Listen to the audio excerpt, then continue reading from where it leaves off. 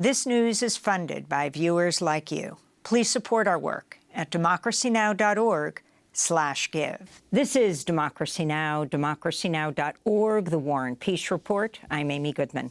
A high court in London has granted permission to WikiLeaks founder Julian Assange to appeal his extradition to the United States. The decision came after a critical hearing in London that Assange did not attend for health reasons. Assange has been held in London's Belmarsh prison for nearly 5 years, awaiting possible extradition to the U.S., where he faces up to 175 years in prison for publishing classified documents exposing U.S. war crimes in Iraq and Afghanistan. Before that, he spent 7 years inside the Ecuadorian embassy in London, where he'd been granted political asylum. In March, the court said if Julian Assange, who's an Australian citizen, could not rely on the First Amendment, then it was arguable his extradition would be incompatible with the European Convention on Human Rights, which also provides free speech and media protections. In April, the Biden administration provided assurances to the court that Assange would not face the death penalty and that his First Amendment rights would be protected if he were to be extradited from Britain. From where we go to London, just outside the British High Court, where we're joined by Chip Gibbons, Policy Director of Defending Rights and Dissent, covering the extradition hearing for Jacobin magazine. His recent piece for The Nation is headlined, "End the Persecution of Julian Assange." Chip, welcome to Democracy Now! Can you explain what just took place in this last hour in Britain's High Court? Sure. So in February, the Assange defense applied to appeal on 9 different grounds. In the UK legal system, you have to be granted permission to appeal. The High Court said they could potentially appeal on 3 of those grounds unless the U.S. made satisfactory assurances. The one ground was about the death penalty, and the defense agreed today that the death penalty assurance was satisfactory. The remaining 2 grounds, which they've now been granted leave to appeal on, meaning the U.S.'s assurances were not satisfactory, stem from a comment that Gordon Kromberg is a prosecutor in the Assange case. He also prosecuted Daniel Hale. He was involved in the Samuel Arian prosecution. He's a notorious figure for his abuses of civil rights and civil liberties, said that the U.S. could argue that Julian Assange does not have First Amendment rights because he is a foreign national. This raised 2 grounds for appeal. First, that Assange would be prejudiced either at trial or sentencing due to his nationality, and that if he could not rely on the First Amendment, that violated his right to free expression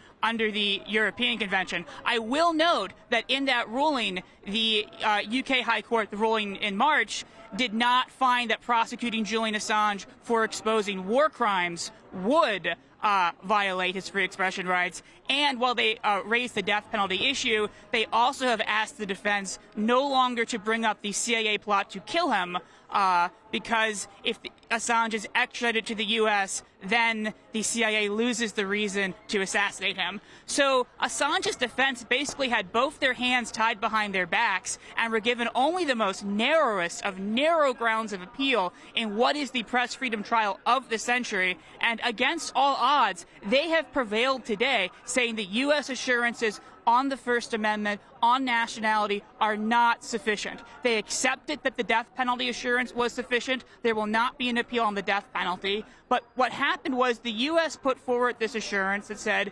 Assange would not be limited in his defenses because of his nationality, and he could seek to rely on the First Amendment, but that was ultimately up for a court to decide. They also did not say that Gordon Kromberg or whoever else in the executive would refrain from bringing the argument that Assange had no First Amendment rights based on his Australian nationality. So the defense pointed out both that Kromberg is not refusing to bring this claim, and that a court could independently bring it, and that if a court independently brings it, that could be a free expression. The court could, independent of Kromberg, rule that Assange has no First Amendment rights. That could be a violation of his free expression rights, and that the assurance that he could seek to rely on the First Amendment is not an assurance that he could rely on the First Amendment. Now, the court today made no ruling about whether or not Assange can be extradited or whether or not this should block his extradition. They only ruled that there are grounds for an appeal based on this issue. So what does this mean, Chip, exactly? What is the timeline here? Julian Assange has been in a maximum security Belmarsh prison for more than 5 years now. And before that, for years, he holed up in the Ecuadorian embassy. Though he'd been granted political asylum in Ecuador, in order to get there, he would have had to, go through Britain, which means, to fly to Ecuador, which means he would have been arrested. How much longer does this go on? And I would note, Amy, that the United Nations Working Group on Arbitrary Detention found that Assange's time in the embassy constituted arbitrary detention. And as we speak, members of the UK Parliament, led by John MacDonald, based on the journalism of Stefano Morici, are seeking to find out why the Crown Prosecution Service intervened in that Swedish extradition request in order to prolong it, the inference being they were setting him up to be extradited to the U.S. It's not clear to me how much longer this goes on. Assange will have another appeal about whether or not his free expression rights will be violated and whether or not his nationality, he'll be discriminated against on the basis of his nationality. It's clear the judges were not very impressed with the arguments the U.S. and the U.K. put forward today. I don't quite know the timeline for that appeal yet. It's unclear. The defense and the prosecution have to work together to come up with some documents.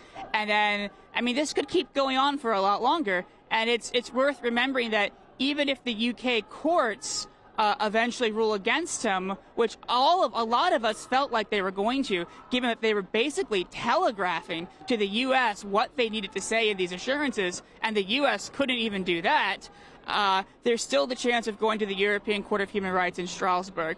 So Assange remains confined in Belmarsh, one of the harshest prisons. We know his health is deteriorating. That's why he was not allowed in court today. We also know they have forbidden remote access to journalists who are not based in England and Wales because they can't be prosecuted for taking a screenshot of the hearing. That's why I'm in London and not in my house in D.C. watching this. And I suspect the reason why they won't grant these transmissions is they're afraid if Julian Assange does show up, someone will take a screenshot of him, because we know they don't want people filming or taking pictures of Julian Assange, revealing the terrible shape that he's in. So this is a victory for Julian Assange in that he lives on to fight another day. His case lives on to fight another day, but he's not out of Belmarsh yet, and he's not in the clear yet. This could still end in him being sent to the U.S. And the person who can stop this is Joe Biden and Merrick Garland. They could drop these charges today. They keep claiming, oh, this is the Justice Department. We don't want to politicize the Justice Department.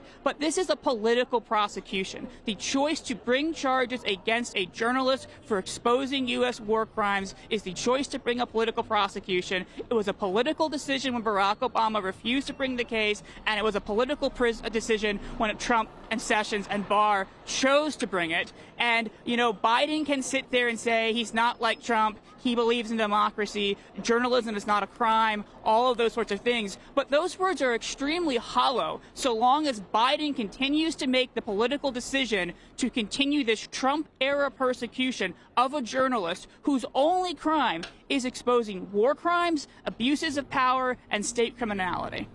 Chip Gibbons, I want to thank you for being with us, Policy Director of Defending Rights and Dissent in London, to cover the Julian Assange extradition hearing for Jacobin. We'll link to your piece in The Nation, headlined, "End the Persecution of Julian Assange." Democracy Now! Is funded by viewers like you.